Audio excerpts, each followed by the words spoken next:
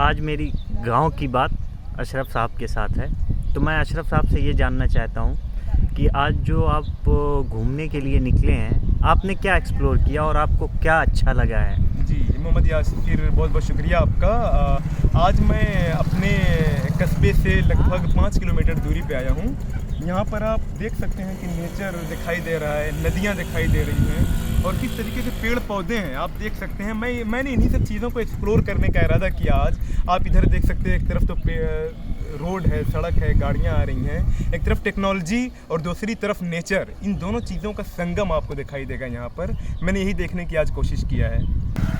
तो अशरफ साहब, मैं आपसे ये पूछना चाहूँगा कि आज आप इसी जगह को एक्सप्लोर करने के लिए क्यों निकले और जगह कोई क्यों नहीं?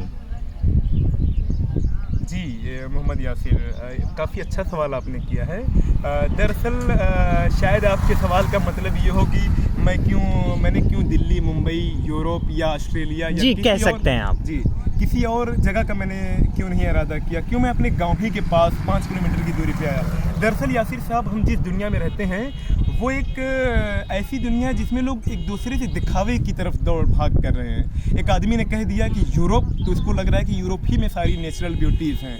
एक आदमी ने अगर कह दिया दिल्ली, मुंबई, तो लगता है कि सारी चीज़ें वहीं पर पड़ी हुई हैं। जबकि हम अगर अपने आसपास देखें, हम अगर चलते हुए अपने सर के ऊपर आसमान को देखें, अगर हम अपने पैरों के नीचे ज़मीन को देखें, हरियाली को देखें, सड़क को देखें, रोड को, सारी चीज़ों को अगर हम देखें तो हमारे आसपास नेचर मौजूद है।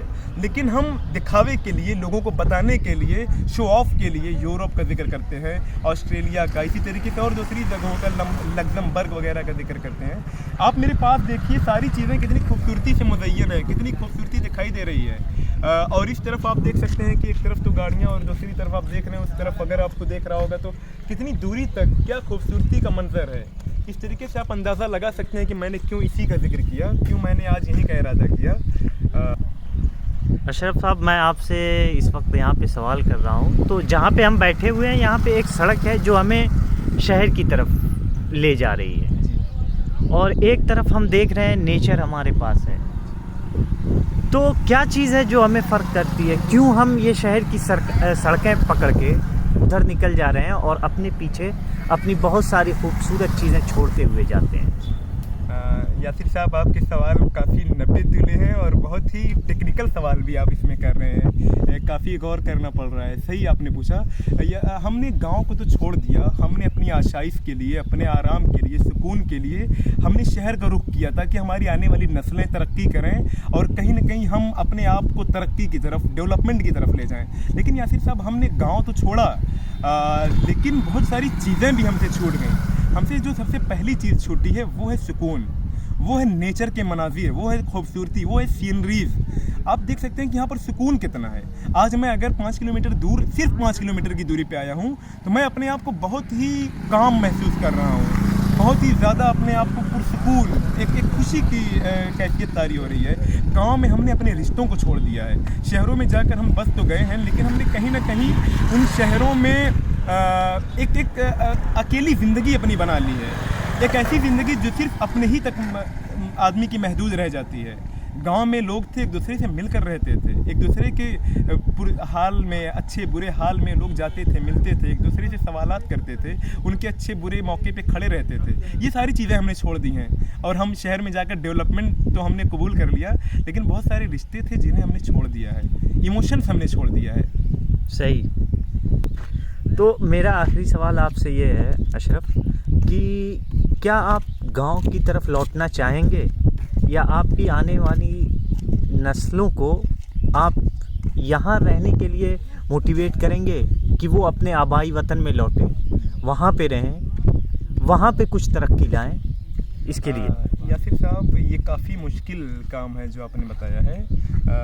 मुझे नहीं लगता है कि मेरे बाद की नस्ल है, बल्कि मेरे लिए भी थोड़ी दिक्कत होगी, क्योंकि मेरे वालिद साहब ने गांव छोड़कर शहर का रुख कर लिया था। मेरा गांव यहीं सामने उस तरफ है और यहाँ इस शहर की तरफ वालिद साहब चले गए लगभग आज से 35 साल पहले। और मुझे नहीं लगता कि मैं रह पाऊँगा, लेकिन सुकून के लिए कभी कभी मैं यहाँ पर आता रहूँगा ताकि जो बैलेंस है वो बना रहे।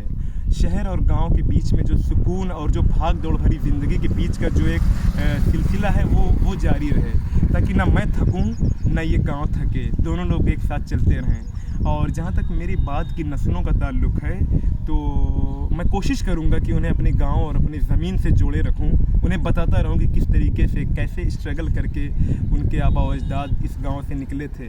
और ये वही गांव है जिसने उनके पुरखों को एक दूसरे से जोड़े रखा। तो मेरी पूरी कोशिश रहेगी कि ये जो रास्ता है ये मेरे और मेरे बेटों और मेरी नस्लों में इस रास्ते पे आना जाना चलता रहे।